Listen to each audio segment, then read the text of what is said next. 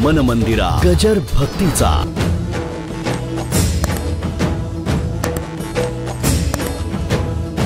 आपल्या घरात जर आपला एक मुलगा शहाणा असेल ना आणि एक आपला साधा सुद्धा असेल, जे साधा सुद्धा आहे ना त्याचा आई वडिलाशी पटतं, जो शहाणा आहे ना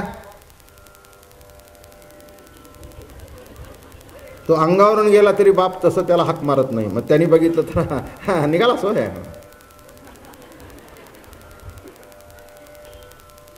आणि ज्याचं जमतं ना, अरे बाळा डबा घेतलास का रे. मी एका घरात असं होतो, असंच माझ्याकडे पुष्कळ आता वर्षातून मी दुसऱ्याच्याच घरी जास्ती राहतो. काय नशिबी आहे बघा, काय नशिबी आलंय बघा. आपल्या घरात राहायचीच पाळी नाही, दुसऱ्याच्याच घरात राहावं, जे तुम्ही वाढाल ते खावं. असो विरोधाचा भाग सोडून द्या. पहिला गेला त्याने असं बोललं, हां. दुसरा गेला त्याने हाक मारला, अरे बाळू डबा घेतलास का. आई पण धावत आली, अरे बघ मोरंबा घेऊन जा, आज जरा भाजी चिकट होती. ते गेल्यावर मी म्हटलं मगाच्याला विचारलं नाही, याला काय विचारलं नाही, तो मोठा आहे. बाबा महाराज तोच आम्हाला शिकवतो, आम्ही काय त्याला शिकवणार. भाविक तयासी येतो काकुळती, शहाण्या मरती न सापडे. हा घरातला दृष्टांत घ्यायचा आणि जरा वर देवाकडे लावायचा, संपलं. पंडित असू दे, विद्वान असू दे, ज्ञानी असू दे, तो म्हणेल ठीक आहे शहाणा आहे, ठीक आहे विद्वान आहे, शहाणा आहे. पण ही गवळ्यांची ताक पिरे त्यांच्या मागे लागत होता. बघा काय रास त्या गवळ्यांच्या पोरांचं, इतकं देवावर प्रेम. अहो ताक गोड लागलं की नाही की असं धावत येतो. आता घरात येईतोपर्यंत ते तोंडात जायचं. मग कृष्णाने काय करावं माहितीये का, तो असा ताकाचा आलेला फेस आहे की नाही तो चाटून घ्यावा. काय रासलीला आहे. तुम्ही रासलीला फार लहान केली की ज्याच्यामध्ये गवळणी आणि कृष्ण ठेवला नाही. गोपांच्या बरोबर सुद्धा रास होती. इथे गवळणी विसरून जा, ज्याची जो भक्त आहे त्याच्याबरोबर रासच आहे. जो विभक्त आहे तिथे रासच नाही. रास म्हणजे भक्त. भक्त कोण, जो विभक्त नाही तो भक्त. भक्ती करतो तो नव्हे, भक्तीची कृती म्हणजे भक्ती नव्हे.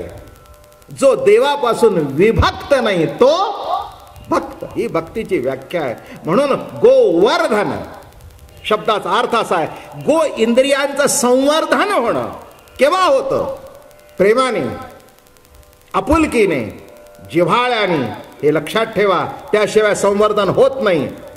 त्याच्यानंतर मी आता जास्ती विषय थांबत नाही, कारण अजून पुढे जायचे आपल्याला. त्याच्यानंतर चीरहरण लीला तुम्हाला सांगितली, गोवर्धन लीला, चीरहरण लीला. आणि मग आता जी लीला सुरू होणार आहे त्याच्या सुरुवातीला जे घडलं की नाही, ती भगवंताची बासरी. बरं का, भगवंतानी बासरी घेतली आणि वाजवायला सुरुवात केली. भगवंत सततच बासरी वाजवतो, पण सगळ्याला ऐकायला येत नाही. ज्यांना ऐकायला येत नाही ते म्हणतात आम्ही देव मानत नाही. नाही का, हो. आपल्या घरात सुद्धा असं घडतं नाही का, आपण मुलांना हाक मारतो, त्यांचं चित्त दुसरीकडे असेल तर ऐकायला जात नाही आपले शब्द.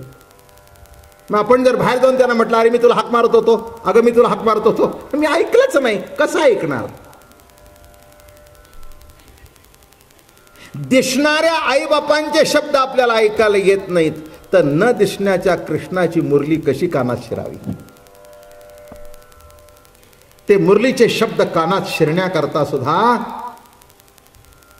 कान त्याच्याकरता आतुर पाहिजेत. मी एकदा मागे म्हटलं होतं, यंदा पंढरपूरलाही म्हटलं, आतुर थैछु मुख जोवानी. आमची मीराबाई म्हणते, आतुर थैछु मुख जोवानी घेरे आवो नंदलाल. काय म्हणते, आतुर थईछु, गुजराती गीत आहे. मीराबाई तिकडची राजस्थानातली होती. हिंदी पद जशी तिने केली तशी गुजरातीमधून सुद्धा केली. आतुर थई छू मुख जोवाने घेरे आहो नंदलाला. अरे नंदलाला, मी तुझी वाट बघते, केव्हा भेटणार मला तू? एक लक्षात ठेवा, आपण वस्तूची वाट बघतो, आपण विषयांची वाट बघतो, आपण स्त्रीची वाट बघतो. प्रभूची कधी वाट बघितली नाही का? अवघडच आहे एकंदर जीवनाचा गणित जर काढलं, आपल्याला देवाची आठवण केव्हा होते, एखादं काम करून घ्यायचं असेल तर. माफ करा मला, एखादं जर काम होत नसेल तर त्याच्या कानावर घालायचं आणि त्याला एजंट म्हणून मध्यस्थी पाठवायचा. हे एकदा आमचं अडलेलं आहे, तेवढं तुम्ही करून या. मग आपण म्हणतो गणपती पावला, राम पावला, दत्त पावला, विठोबा पावला. माझं बोलणं कळलं का? एक सांगू, साध्य परमात्म्याला माणसाने साधन केलं, साध्य परमात्म्याला साधन केलं. कदाचित साधनामध्ये यशस्वी होत असतील, पण जीवनामध्ये जे अंतिम समाधान पाहिजे ते नाही मिळत. हो, खरी जर भक्ती असेल तर देव काम करतो तुमचं, त्याच्याबद्दल काही वाद नाही आहे, तुमच्या उपयोगी पडतो. का पडणार नाही? हे बघा, अर्थार्थार्थी जिज्ञासू आणि ज्ञानी, दुःख निवारण करण्याकरता तो देवाकडे जातो, त्यालाही भक्त म्हटलंय. अर्थ अर्थ काहीतरी नड आहे, भक्तच आहे. ते म्हणाले माझ्या करता येत नाही, पण दुःख निवारण करण्याकरता येतोय. पण असे नका म्हणाले, शेवटी माझ्याकडे येतोय ना भक्त. अर्थार्थी कोणी पैसा करता येतो. देवा, देवा हे घे, चल त्याच्या बदल्यात दे, आहे ना. याच्यातला मोठ्यातला मोठा श्रीमंत देव म्हणजे बालाजी, आहे का नाही? आपल्या पांडुरंगापुढे एवढं कधी येतं का? कधीच येत नाही. परवा ते साऊथ इंडियनची मी सांगितली की नाही, इथे कोणाला माहित, कोणाला तरी इथे सांगितलं नाही, तिथे सांगितलं. मद्रासची चेन्नईची मंडळी आली होती, 100 लोक तिथे माझे माळकरी झाले. आणि तिथली लोक कोणाला, त्या लोकांना म्हणाली की why are you going to Maharashtra when our Balaji is here? You are going to the god of poor people. Our Balaji is such a rich god. मला म्हणाले ते लोक असं म्हणाले, म्हटलं just go and tell them Balaji make you rich and Pandurang enriches your life. Pandurang enriches your life. तो तेच भोकत गेला, म्हणला बाबा महाराज I will tell them this only. नीट लक्षात ठेवा, श्रीमंत होणं निराळं आणि जीवन समृद्ध होणं निराळं. ते बनवाशांनी म्हटलंय की these people they are only rich but not prosperous. They are rich but not prosperous. They are well dressed but not clean. They are well dressed, कपडे चांगले केलेत पण स्वच्छ नाहीत, आतून स्वच्छ नाही. लक्षात ठेवा, दे are not religious but pure enters. म्हणजे चर्चमध्ये जाऊन गुडघे टेकून प्रार्थना करतात. ते म्हणे हे नुसते जागा अडवणारे लोक आहेत. They are not religious. नीट लक्षात ठेवा, आपण कशा करता आलोय? केवळ वरपांगी परमार्थ करण्याकरता ही 1 महिन्याची प्रवचनं नाही आहेत. आत्ताच मी सांगितलं, अण्णा 15 वर्ष देवाच्या कृपेने एकही दिवस खंड न होता चाललंय. अभिमान नाही बरं का, पण कृपा सांगितली मी.